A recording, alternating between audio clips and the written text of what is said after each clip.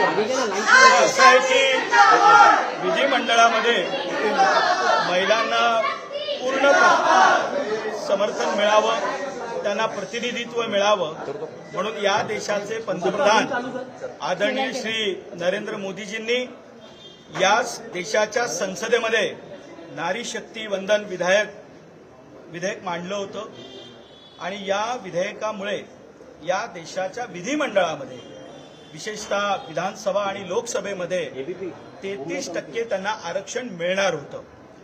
परंतु विरोधकांनी एकमत करून या विधेयकाला समर्थन द्यायच्याऐवजी त्याचा विरोध केला आणि हे विधेयक मंजूर होऊन दिलं नाही.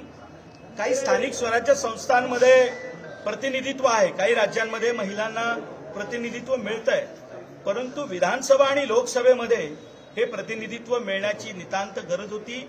महिला या निर्णय प्रक्रियेमध्ये याव्यात.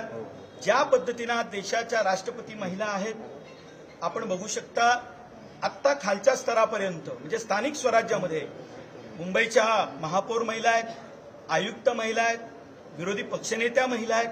म्हणजेच महिलांचा सहभाग वाढतोय आणि तो विधानसभा आणि लोकसभेमध्ये 33% असावा, त्यांचाही निर्णय प्रक्रियेमध्ये एक भाग असावा म्हणून हे विधेयक आणलं होतं. परंतु कुटील राजकारण करून विरोधकांनी विशेषतः काँग्रेस, समाजवादी पार्टी आणि मला आश्चर्य वाटतं की यामध्ये उबाठा आणि शरद पवारांची राष्ट्रवादी काँग्रेस देखील सामील झाली.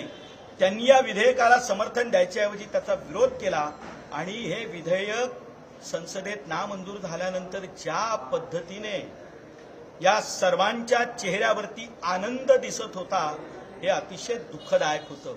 महाराष्ट्रामध्ये स्थानिक स्वराज्य संस्थांमध्ये ज्या वेळेला महिलांचं लोकप्रतिनिधित्व वाढवण्याचा विषय आला त्यावेळेला सर्व पक्षांनी त्याला पाठिंबा दिला. परंतु ह्याच सुप्रिया सुळे विरोधकांसोबत लोकसभेत आनंद व्यक्त करत होत्या.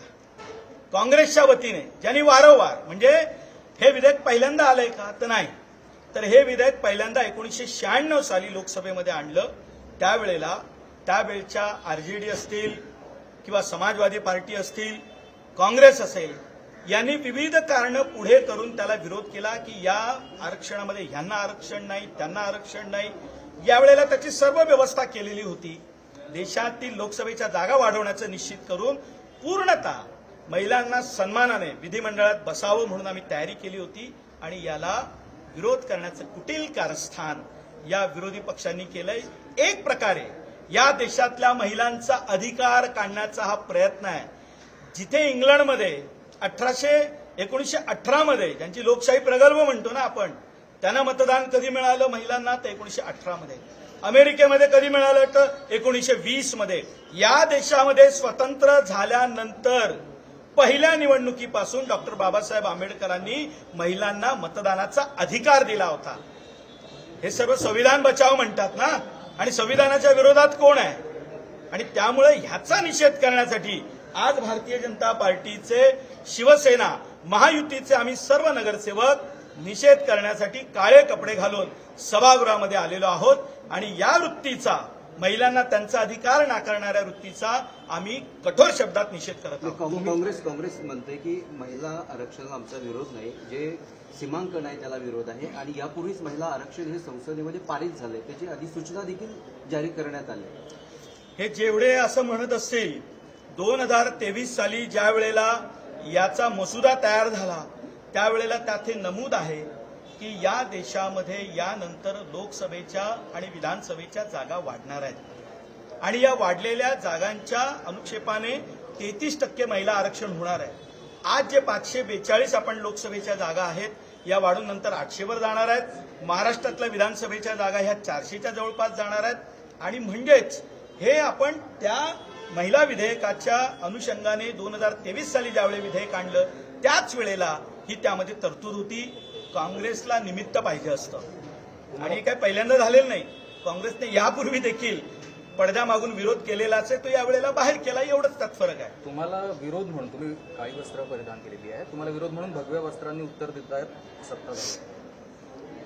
असं आहे, भगवी वस्त्र अंगावर घालणं आणि भगव्या वस्त्राच्या नियमाने चालणं यात खूप मोठं अंतर असतं. जर भगवी वस्त्र घालून जर राजकारण केलं असतं तर या मुंबईतल्या जनतेनं यांना कधीच नाकारलं नसतं. आज ही भगवी वस्त्र घालून तुम्ही समोर येताय ना. मी नावं घेऊन सांगेन, नावं घेऊन उभाटाच्या नेत्यांची. संजय राऊत, ज्या वेळेला राम मंदिरासाठी निधी संकलनाचा विषय आला, आमची टर कोणी उडवली? संजय राऊत तुम्ही उडवलीत. जागोजागी जिथे उभाटाचे चेअरमन सेक्रेटरी होते, निधी संकलनासाठी गेलेल्या सर्व हिंदू बांधवांना गेटवर रोखण्याचं काम कुणी केलं? आता नावं नका घ्यायला लावू. अंगावरती भगवं वस्त्र केल्याने काही तुमचं हिंदुत्व सिद्ध होत नाही. दुर्दैव आहे तुमचं. हिंदुत्व सोडून कसली नाटकं करता ही सगळी? ज्या वेळेला वेळ होती त्यावेळेला तर तुम्ही तुमच्या विचारसरणीपासून लांब पळाला. एक वेगळा प्रश्न पालिकेसंदर्भातला प्रश्न आहे. निधीच्या वाटपामध्ये समतोल आणि समांतर राहील यासाठी दिलेला निधी रद्द करावा असं अमित साटमांनी पत्र दिलंय पालिकेला. आणि याला जोडून दुसरं आहे की निधी वाटपामध्ये अमित साटम पॅटर्न हा दिसून आलेला आहे. त्यांच्या मतदारसंघामध्ये असा आरोप केला जातोय, म्हणूनच पत्र त्यांनी दिलंय. फार चिंता करू नका. महापालिकेमध्ये इतिहासाची पुनरावृत्ती होत असते. ज्या विरोधकांनी आरोप केला आहे हेच विरोधक यापूर्वी ज्या खुर्चीत बसले होते त्यांनी काय गृहपाठ केला होता, कसा पेपर सोडवला होता, हे एकदा त्यांनी तपासून घ्यावं. म्हणजे सगळ्या प्रश्नांची उत्तरं मिळतील. थोडं थांबा, घाई करू नका. विरोधकांनी विचारलेल्या सगळ्या प्रश्नांची उत्तरं द्यायला त्यांनी स्वतःच्या चेहऱ्याला आरशात उभं करावं आणि मग आम्हाला प्रश्न पण विचारावे. अमित साटम यांनी पत्र लिहिलंय की तुम्ही निधी जो दिलेला आहे तो कमी करावा. याची माहिती घेऊन सांगतो. कारण जर का निधी दिलेला विषय काय आहे याची मी माहिती घेऊन तुमच्याशी बोलेन. Thank you sir.